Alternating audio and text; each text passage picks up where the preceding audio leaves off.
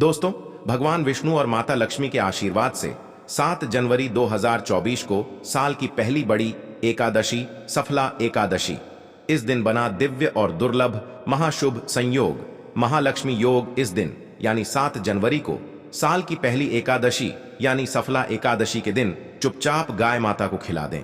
यह एक छोटी सी चीज रोड़पति भी होंगे करोड़पति। मिलेंगी सभी संकटों और कष्टों से मुक्ति, मृत्यु, दंड, पितृदोष तुरंत होगा खत्म। भगवान विष्णु जी और माता लक्ष्मी के आशीर्वाद से आपके घर में पूरे साल भरे रहेंगे। अन्न धन के भंडार, यूं कहे कि आपकी 7 पुश्तें तक करेंगी रुपयों पैसों पर राज। जी हां दोस्तों, 7 पीढ़ियों तक बैंक बैलेंस बढ़ता चला जाएगा। सभी दुख दर्द और संकट कष्ट दूर हो जाएंगे और सभी सुख आपके पास आ जाएंगे। सभी सुख आपके कदम चूमेंगे। यदि आप साल की पहली बड़ी एकादशी सफला एकादशी के दिन यानी 7 जनवरी को चुपचाप गाय माता को यह एक चीज खिला देते हैं तो यकीन मानिए तत्काल गरीबी आपके जीवन से खत्म हो जाएगी। गरीबी का नामो निशान खत्म हो जाएगा। आपको अपार धन सुख संपत्ति की प्राप्ति होगी। वैसे आपको बता दें, इस बार जो सफला एकादशी है यह एकादशी बहुत खास मानी जा रही है। इस एकादशी पर आपको भगवान विष्णु जी के साथ साथ माता लक्ष्मी की भी कृपा प्राप्त होने वाली है। यदि आप गाय माता से जुड़े इन उपायों को कर लेते हैं जो कि इस वीडियो में हम आपको बताने वाले हैं, आपके जीवन में आपको अपार धन सुख संपत्ति की प्राप्ति होगी और 7 पीढ़ियों तक बैंक बैलेंस की कमी नहीं होगी। पूरे साल अन्न धन के भंडार आपके घर में भरे रहेंगे। तो दोस्तों, यदि आप चाहते हैं कि आपके जीवन से तत्काल गरीबी समाप्त हो जाएगी और आपको अपार धन सुख संपत्ति की प्राप्ति होगी, जी हां दोस्तों, आज की वीडियो को समय निकालकर पूरा वीडियो देखना, क्योंकि बहुत ही लाभकारी बहुत ही फायदेमंद वीडियो आपके लिए साबित होने वाली है। जी हां दोस्तों, वीडियो को आगे शुरू करें। सबसे पहले भगवान विष्णु और माता लक्ष्मी जी के सच्चे भक्त द प्राचीन जानकारी चैनल की इस वीडियो को एक लाइक अवश्य कर दें और कमेंट बॉक्स में सच्चे दिल से जय श्री हरि विष्णु जय माता लक्ष्मी अवश्य लिख देना, जिससे आपकी सभी मनोकामनाएं भगवान विष्णु जी माता लक्ष्मी पूर्ण करें। दोस्तों, आपको बता दें, सफला एकादशी पौष मास के कृष्ण पक्ष की एकादशी को कहा जाता है। यह नए साल की पहली एकादशी है। सफला एकादशी का व्रत 7 जनवरी को रखा जाएगा। सफला एकादशी का व्रत करने पर आपके सभी कार्य सफल हो जाते हैं और आपकी सभी मनोकामनाएं भगवान विष्णु जी पूर्ण कर देते हैं। साल की पहली एकादशी सफला एकादशी बहुत ही दुर्लभ संयोग में है, तो समझ ले कि इस दिन जो भी आप उपाय करेंगे, पूजा करेंगे, 100% आपको लाभ मिलेगा। आपको बता दें, सफला एकादशी का व्रत करने से सभी शुभ कार्यों में सिद्धि का आशीर्वाद मिलता है और जीवन के हर क्षेत्र में सफलता आपको प्राप्त होगी। सफला एकादशी पौष मास की पहली एकादशी होती है और इस दिन पवित्र नदी में स्नान के साथ साथ भगवान विष्णु जी की पूजा का विशेष महत्व है। शास्त्रों में बताया गया है कि यदि आप एकादशी के दिन भगवान विष्णु जी के साथ साथ माता लक्ष्मी की विधि विधान से पूजा अर्चना करते हैं तो सभी मनोकामनाएं भगवान विष्णु जी माता लक्ष्मी जी पूर्ण कर देती हैं और व्यक्ति के घर में अपार धन सुख संपत्ति की प्राप्ति होती है। आपको बताना चाहेंगे, साथ ही साथ सफला एकादशी के दिन आपको इस दिन घर में तुलसी का पौधा जरूर लगाना चाहिए। विशेष महत्व है। सफला एकादशी के दिन तुलसी का पौधा जरूर लगाएं। इस दिन घर के उत्तर या फिर पूर्व या फिर उत्तर पूर्व दिशा में तुलसी का पौधा लगाने से आपकी धन समृद्धि में वृद्धि होती है। धन से संबंधित सभी परेशानियों का अंत हो जाता है।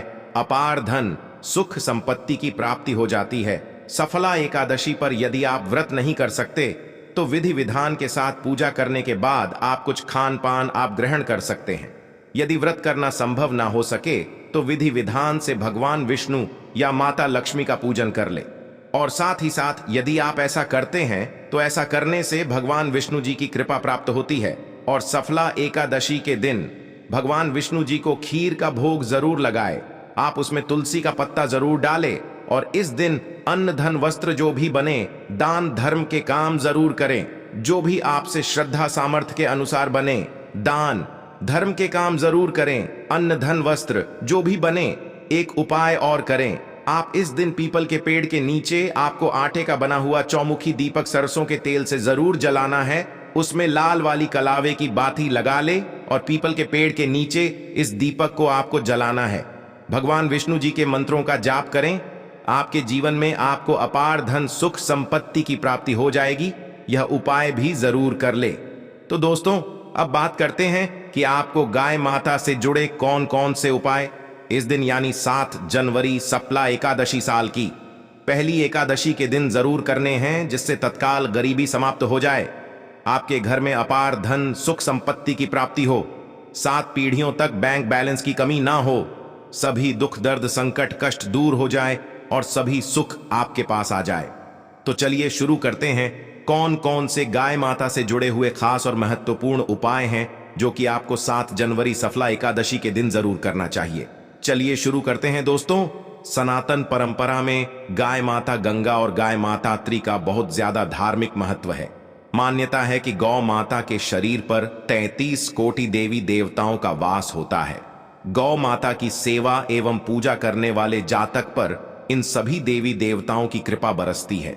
गौ सेवा से न सिर्फ इस जन्म के बल्कि पूर्व जन्म के भी दोष दूर हो जाते हैं। प्रत्येक सुबह जब आपके घर में भोजन बनना प्रारंभ हो तो सबसे पहले बनाई गई रोटी को आप गौ माता के नाम से निकाल दें और भोजन करने से पूर्व गौ माता को इस रोटी को खिलाएं।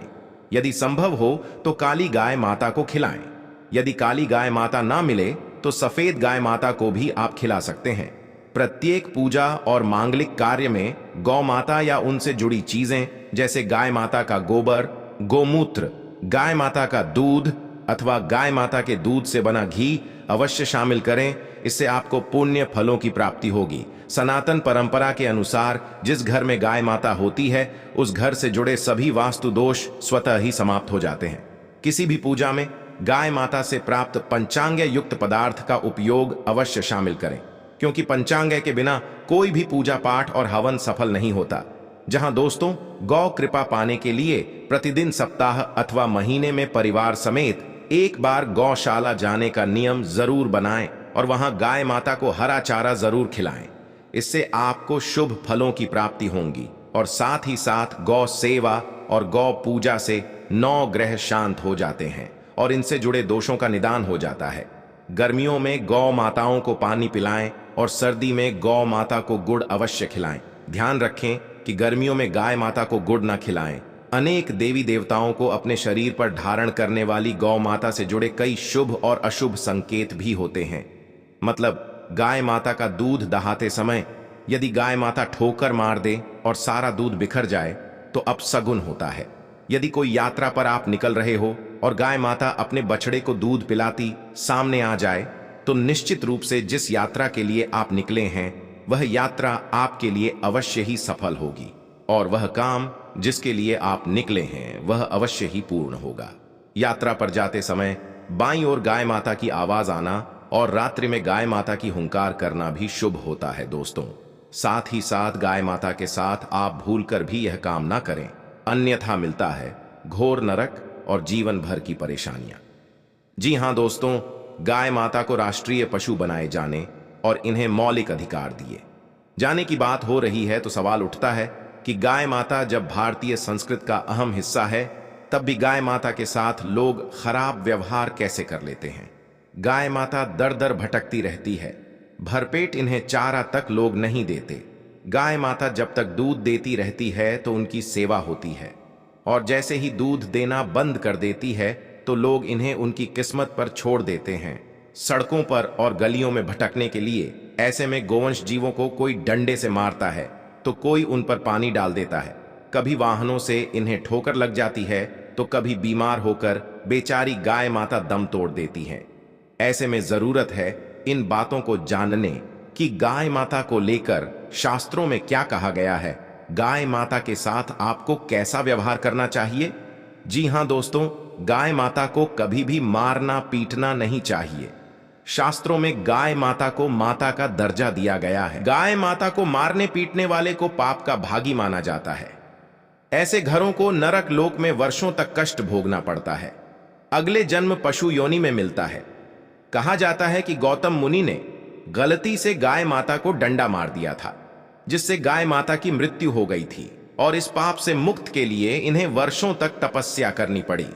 भगवान श्री कृष्ण जी ने बैल स्वरूप में आए वृतासुर का वध कर दिया था, जिससे मुक्ति के लिए भगवान श्री कृष्ण को संपूर्ण तीर्थों को एक कुंड में बुलाना पड़ा और इस कुंड में स्नान से वह पाप मुक्त हो गए थे। जी हां दोस्तों, साथ ही साथ जो लोग पानी पी रही गाय माता को भगाते हैं, वे घोर पापी के भागी बनकर नरक भोगते हैं, ऐसा पुराणों में बताया गया है। जबकि जो लोग गाय माता के लिए प्यास और चारा बनवाते हैं, वह महाभाग्यवान होते हैं। ऐसे लोग घोर पाप से मुक्त होकर स्वर्ग पा जाते हैं और बड़े ही धनवान कुल में जन्म लेकर सुख भोगते हैं। और साथ ही साथ आराम कर रही गाय माता को कष्ट देकर कभी भी उठाना नहीं चाहिए। कहते हैं कि जिस स्थान पर गाय माता बैठी है, वहां से नकारात्मक ऊर्जा समाप्त हो जाती है। गाय माता के बैठने की जगह को जो लोग नियमित साफ रखते हैं, वह पूर्व जन्म में किए गए जाने अनजाने में पापों से मुक्ति हो जाते हैं और गोलोक में स्थान पाते हैं।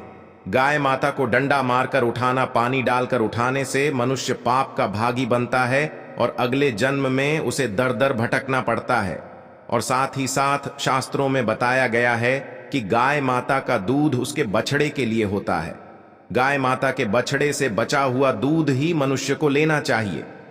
लेकिन कुछ लोग एक बार गाय माता को दूध पीने के बाद फिर से बछड़े के लिए बचा हुआ दूध भी दूह लेते हैं। ऐसा करना घोर पाप कहा जाता है। ऐसे दूध को दुहने वाला और ग्रहण करने वाला दोनों ही पाप के भागी बन जाते हैं। दोस्तों, साथ ही साथ शास्त्रों में कहा गया है कि गौ वंश यानी गाय माता और बैल के पीठ पर नहीं बैठना चाहिए। इनके पीठ पर बैठने से महापाप लगता है। ऐसे लोगों को नरक की यातना भोगनी पड़ती है। एकमात्र महादेव के अंश के उत्पन्न नंदी ही गोवंश है, जिस पर स्वयं महादेव और महादेवी सवारी करती हैं, क्योंकि नंदी ने स्वयं अपनी इच्छा से महादेव की सवारी बनना स्वीकार किया था। और साथ ही साथ शास्त्रों में गाय माता के दान को बहुत ही महत्व दिया गया है। लेकिन ऐसी गाय माता का दान कभी नहीं करना चाहिए जो बूढ़ी और बीमार हो। कठोपनिषद में नचिकेता की कथा भी इस संदर्भ में है कि जिस नचिकेता ने पिता द्वारा बूढ़ी गाय माता को दान करने पर आपत्ति जताई थी, दूध देने वाली और बछड़े सहित जो लोग गाय माता का दान करते हैं, वह महान पुण्य को प्राप्त करके स्वर्ग में स्थान पाते हैं। दोस्तों, साथ साथ सूर्य चंद्र मंगल या शुक्र की युति राहु से हो तो पितृदोष होता है। यह भी मान्यता है कि सूर्य का संबंध पिता से एवं मंगल का संबंध रक्त से होने के कारण सूर्य यदि शनि राहु या केतु के साथ स्थित हो या दृष्टि संबंधी हो तथा मंगल की युति राहु या केतु से हो तो पितृदोष होता है। इस दोष से जीवन संघर्ष में बन जाता है। यदि पितृदोष हो तो गाय माता को प्रतिदिन या किसी भी एकादशी को या किसी पूर्णिमा के दिन या अमावस्या को रोटी गुड़ चारा आदि खिलाने से पितृदोष समाप्त हो जाता है। साथ ही साथ देसी गाय माता की पीठ पर जो कुबड़ होता है वह बृहस्पति गुरु हैं। अतः जन्म पत्री में यदि बृहस्पति अपनी नीच राशि मकर में हो या अशुभ स्थिति में हो तो देसी गाय माता के इस बृहस्पति भाग एवं शिवलिंग रूपी कुबड़ के दर्शन करने चाहिए। गुड़ तथा चने की दाल रखकर गाय माता को रोटी भी दें। इससे आपको शुभ फलों की प्राप्ति होगी। और साथ ही साथ यदि आप रास्ते में जा रहे हैं और सामने से गौ माता आती हुई दिखाई दें तो गौ माता को आप अपनी दाहिनी ओर से जाने देना चाहिए। आपकी यात्रा अवश्य ही सफल होगी हो। और साथ ही साथ यह संकेत भी जान लें, यदि आप यात्रा पर जा रहे हैं और सामने आपके गाय माता पड़ जाएं अथवा अपने बछड़े को दूध पिलाती हुई सामने गाय माता दिखाई दे जाए तो समझ जाना कि वह यात्रा आपके लिए अवश्य ही सफल होगी। और साथ ही साथ जिस घर में गाय माता होती है उसमें वास्तु दोष स्वतः ही समाप्त हो जाता है। और साथ ही साथ आपको बता दें कि गाय माता को आप जो भी रोटी बनाएं, प्रतिदिन ताज़ी रोटी बनाएं। गाय माता को अगर आपने रोटी बनाई है तो कोशिश करें कि उस रोटी को आप तुरंत ही गाय माता को दें। अगर आप उस रोटी को रख देंगे और उस रोटी को अगले दिन देंगे तो वह रोटी बासी मानी जाएगी। गाय माता को कभी भी बासी रोटी ना दें। इससे घर में नकारात्मक ऊर्जा वास करती है और जो भी कार्य आपके बनने वाले होंगे वह कार्य भी आपके बिल्कुल भी नहीं बनेंगे। इससे आपके घर में हमेशा दरिद्रता का वास रहेगा और आप जिस भी कार्य को करेंगे उस कार्य में आपको हमेशा असफलता ही हाथ लगेगी। इसलिए कोशिश करें गाय माता को रोजाना ताजी रोटी बनाकर खिलाएं और रोटी को बिल्कुल ना रखें।